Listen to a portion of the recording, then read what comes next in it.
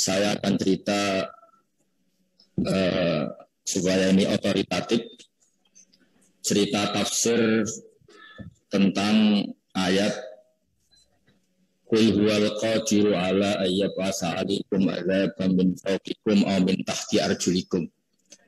Jadi di antara yang dikenalkan Allah ke kita bahwa Allah itu adalah zat yang bisa saja menurunkan azab dari sisi atas kita. Kita tahu di atas kita banyak meteor, banyak benda-benda langit yang kalau menghantam bumi pasti semua kita selesai. Aw min tahti arjulikum, atau azab itu datang dari sisi bawah kita. Kita tahu kita ini menginjak bumi, hidup di atas bumi yang setiap saat bisa likuifaksi, bisa gempa, bisa hancur. Karena di bawahnya ada magma, ada ini itu. Atau awal bisa kumsya awaldi koba'dokum ba'sabat. Atau karena kita ini makhluk sosial, yang kadang beda madhab, beda pikiran, beda politik, beda pilihan hidup, potensinya itu gesekan. Dan kalau gesekan ini bisa yudi koba'dokum ba'sabat, bisa saling bentrok. Dan kesemuanya ini secara umum tidak terjadi. Sehingga setiap baca ayat ini Nabi ngendikan hada ahwanu wa esar. Apa yang kita alami ini itu ringan sekali dibanding potensi yang sebenarnya. Kenapa saya harus ngatur demikian? Supaya orang ini tetap jaga syukur di tengah pandemi, di tengah semua problem-problem ekonomi, problem sosial. Karena di antara nasihat para leluhur kita, afdhalul ibadah intidharul farad. Sebaik-baiknya ibadah itu selalu berharap ada solusi, ada jalan keluar. Dan agama ini diperuntukkan imangkana yarjuhu hawal yaumil akhir. Agama ini bagi selalu yang punya harapan. Dulu dalam konteks beragama, ketika orang-orang kafir tidak mau iman, Nabi masih berharap mereka tidak boleh dihancurkan oleh malakul jibal, malaikat gunung. Kata Nabi, meskipun bapaknya belum iman, tapi saya arju atau Rasulullah arju min aslabihim, saya masih berharap arju ayyukhrijawahu min aslabihim maya'buduwa wa la yusyriku bihi syai'an. Saya berharap dari keturunan mereka lahir orang mukmin yang tidak melakukan syirik lagi. Kita tahu Abu Jahal akhirnya punya anak Ikrimah, Abu Lahab punya anak Darrah, dan semuanya menjadi mukmin. Artinya pandemi juga gitu, beberapa penyakit juga gitu. Kita diajarin wiridan tadi sebagaimana diwajah Habib Ahmad. Di antara yang kita baca terus dan selalu kita baca kalau mensifati Allah itu innahu la ya'ti bil hasanati ila anta wa la yazabu bisayyiati ila anta. Jadi hubungan kita dengan Allah itu siapa? Allah itu yang selalu mendatangkan kebaikan dan yang bisa menolak keburukan. Supaya orang itu punya harapan, meskipun secara iman kita berkeyakinan khairihi wa syarrihi min Allah, tapi dalam wiridan-wiridan yang diajarkan Rasulullah SAW, cara mensifati Allah itu innahu la ya'ti bil hasanati ila anta wa la yazabu bisayyiati ila anta. Allah itu adalah, hubungan kita dengan Allah adalah zat yang selalu mendatangkan kebaikan dan yang selalu menolak keburukan.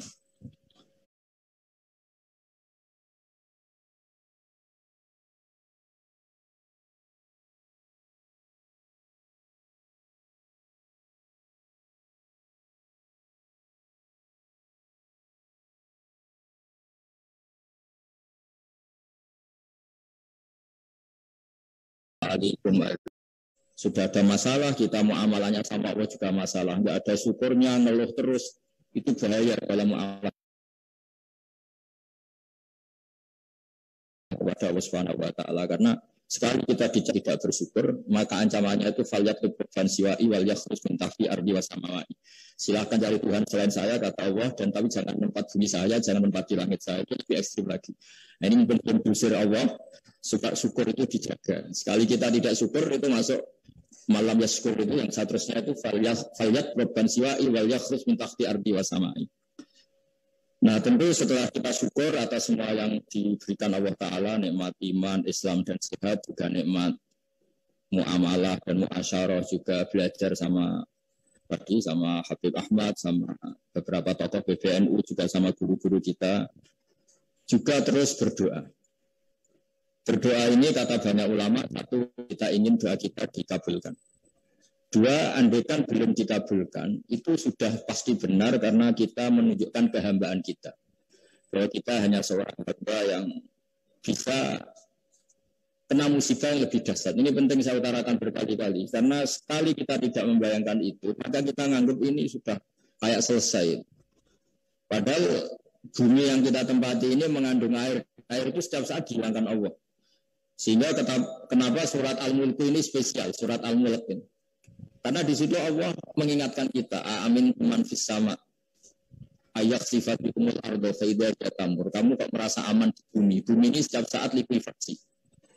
Amin man fis sama, amin man fis sama ayur sila alikum hasibah. Langit yang di atas kamu ya potensi menjatuhkan meteor, menjatuhkan apa saja yang bahaya, termasuk angin-angin yang bahaya.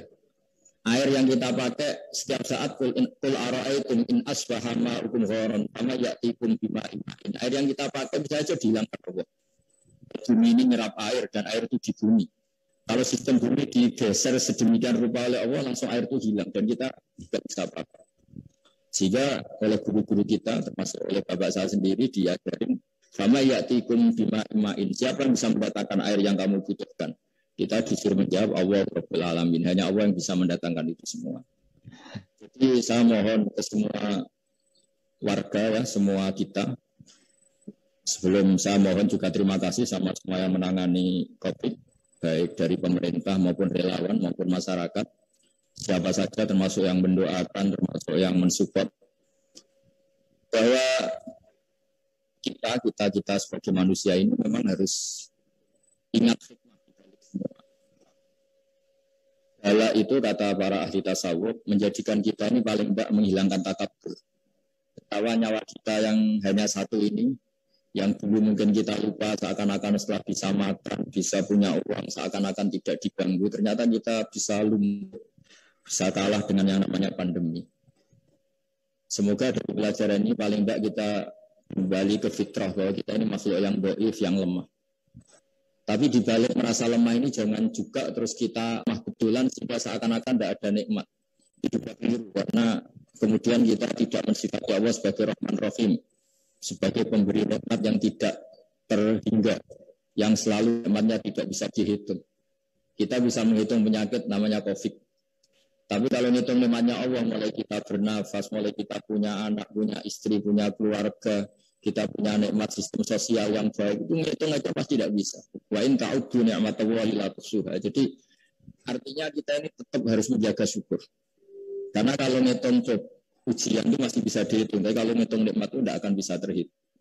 Jika saya berharap dari barokahnya berpikir positif ini, Allah akan membuka jalan untuk semuanya. Kita akan lebih baik, lebih kuat, dan lebih bermartabat, lebih manfaat. Ya, saya mohon semuanya tidak panik sampai misalnya kita lepas kendali, tapi kita tambah syukur, tambah tadarruk, tambah doa supaya Allah Ta'ala, kita berharap Allah Ta'ala membuka musibah-musibah yang kita alami. Sebagaimana Rasulullah setiap ada musibah di antara yang diriwayatkan itu Nabi ngintikan hadza ahwan wa aisar. Ini lebih ringan. Tanyakan pakar-pakar meteorologi, di atas kita itu benda-benda yang potensi jatuh dan semuanya selesai kalau itu jatuh. Tanyakan ahli geologi, bumi kita ini ada magma, ada ini itu, sekali hancur selesai. Dan semuanya tidak terjadi itu karena rahmatnya Allah Ta'ala. Sehingga di antara yang diingatkan Allah, inna sama rati wal ardo antasila wala inzalata in amsakahuma min ahadin ba'di. Bahwa sistem alam ini begitu hebat, begitu zalul, walladzi ja'ala lakumul ardo dalulan, ini semua karena rahmatnya Allah Ta'ala. Bumi yang ada magmanya bisa kita tempati. Bumi yang atasnya ada meteor bisa kita nikmati karena nggak dijatuhkan meteor itu oleh Allah Ta'ala. Sehingga saya berharap dan sangat-sangat berharap jaga syukur, jaga iman, jaga rasa empati, rasa sosial sehingga kita insya Allah dapat rahmatnya Allah Ta'ala. Karena di antara pesannya Nabi Ar-Rahimun yarhamuhumur Rahman irhamu man fil ardi yarhamkum man fis sama. Jaga empati, jaga sayang, rasa iba, rasa sosial. Sehingga barokah itu irhamu man fil ardi yarhamkum man fis sama. Barokahnya kita punya empati, punya sayang. Insya Allah kita dianugerahi oleh Allah Ta'ala. Sekian dan mohon maaf. Assalamualaikum warahmatullahi wabarakatuh.